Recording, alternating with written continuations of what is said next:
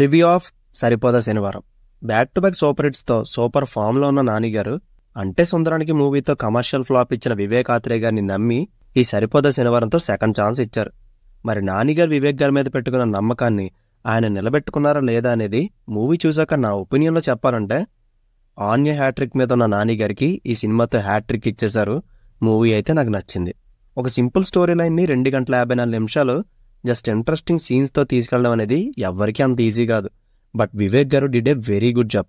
And in depth రివ్యూలో డీటెయిల్గా మాట్లాడుకుందాం. దానికన్నా ముందు ఒకసారి మూవీ ప్రెమైస్ చూస్తే, కోపాన్ని కంట్రోల్లో ఉంచుకొని శనివారం మాత్రమే కోపం చూపించాలని సూర్యతో వాళ్ళమ్మ ప్రామిస్ తీసుకుంటుంది.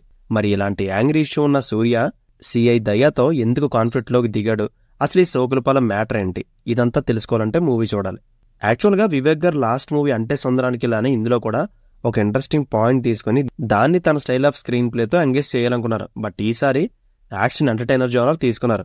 అయితే శనివారం మాత్రమే కోపం చూపించే హీరో క్యారెక్టరైజేషన్ని బిల్డ్ చేసి 3 అవర్స్ స్టోరీలో ఎక్కడా మిస్లీడ్ అవ్వకుండా ఆ పర్టికులర్ శనివారం అనే కాన్సెప్ట్ మీద రన్ అవుతుంది. అదైతే నాకు బాగా నచ్చింది. నిజం చెప్పాలంటే నేను ట్రైలర్ చూసి ఇది జస్ట్ కేవలం 1v1 ఫేస్ ఆఫ్ ఉంటుందేమో ఓన్లీ ఎలివేషన్తోనే అనుకున్నా. కానీ స్టోరీలో విలన్కి అండ్ హీరోకి సపరేట్ మోటివ్ ఉంటుంది, ఎవరి జర్నీ వాళ్ళదే. అంతేగాని ముందు నుంచి హీరోకి విలన్కి ఫేస్ ఆఫ్ పెట్టేసి దాన్నే 3 గంటలు లాగడం మాత్రం చేయలేదు. కరెక్ట్ కాన్ఫ్లిక్ట్ పాయింట్ ఉంటుంది ఇద్దరికి, అండ్ దాని రీజన్ కూడా సాలిడ్గా ఉంటుంది. రైటింగ్ పరంగా వివేక్ గారిని మెచ్చుకోవాలి. అండ్ ఇది complete screen play based film. అందుకే నాని గారు 1-10 సార్లు వివేక్ గారిని one of the best screen play writers in India అంటుంటారు. ఆయన ఫస్ట్ మూవీ నుంచి స్క్రీన్ ప్లే మీద బేస్ అయ్యే మూవీ తీశారు. ఈ సినిమాలో కూడా అదే వర్కౌట్ అయింది. కానీ నెరేటివ్ విషయంలో మాత్రం అంత ఎంగేజ్ చేయలేదు. సినిమా గ్రాఫ్ అంతా అప్ అండ్ డౌన్గా వెళ్తుంటుంది. దాంతోపాటు ఈ సోకులపాలెం ఊరు ప్రజల వైపు కానీ hero angry issue, family bonding లాంటి ఎలిమెంట్స్లో ఎమోషన్ అంత స్ట్రాంగ్ ఇంపాక్ట్ కలిగించలేదు. ఈవెన్ మదర్ సెంటిమెంట్ కూడా సోసోగానే ఉంటుంది. అండ్ ఇంకొక మేజర్ ఇష్యూ చెప్పాలంటే ఆబ్వియస్లీ రన్ టైం. 2 గంటల 54 నిమిషాలు అవసరం లేదు. ఒక 15 మినిట్స్ తగ్గించినా ప్రాబ్లం ఏం లేదు. అండ్ ఫస్ట్ హాఫ్ అంతా డీసెంట్ వేలో అయినా ఇంటర్వల్ బ్లాక్ మాత్రం బాగుంటుంది. ఇంకా సెకండ్ హాఫ్ స్టార్ట్ అవడమే ఎంగేజింగ్ మూమెంట్తో స్టార్ట్ అవుతుంది. కానీ pre climax to climax routine మేనర్లో ప్రెడిక్టబుల్ వేలో వెళ్ళిపోతుంది. అయితే ఈ మూవీకి ఎస్జే సూర్య గారిని యాంటోగనిస్ట్గా కాస్ట్ చేయడం చాలా మంచి ఆలోచన. ఇలాంటి సీరియస్ ఫిలిమ్స్లో అక్కడక్కడ నవ్వడం అంటే అది ఆయన కామిక్ స్టైల్ వల్లే. దయా క్యారెక్టర్ని చాలా రేస్తో పవర్ఫుల్గా డిజైన్ చేశారు. సైకో సిఐ రోల్లో ఇచ్చిపడేశారు. ఆయన కెరీర్లోనే వన్ ఆఫ్ ద బెస్ట్ పర్ఫార్మెన్సెస్లో ఈ దయా క్యారెక్టర్ ఉంటుంది. అండ్ నాని గారి పర్ఫార్మెన్స్ గురించి పెద్ద చెప్పనవసరం లేదు. కొంచెం కాంప్లెక్స్ క్యారెక్టర్ అయింది. అప్పటి వరకు కోపం చూపించడం, టైం అయిపోగానే కట్ చెప్పినట్టు రిలాక్స్ అయిపోవడం, ఈ వేరియేషన్ సూపర్గా పోర్ట్రే చేశారు. అండ్ యాక్టింగ్ వైజ్ పెద్ద స్కోప్ ఉన్న రోల్ ఏం కాదు ఇది.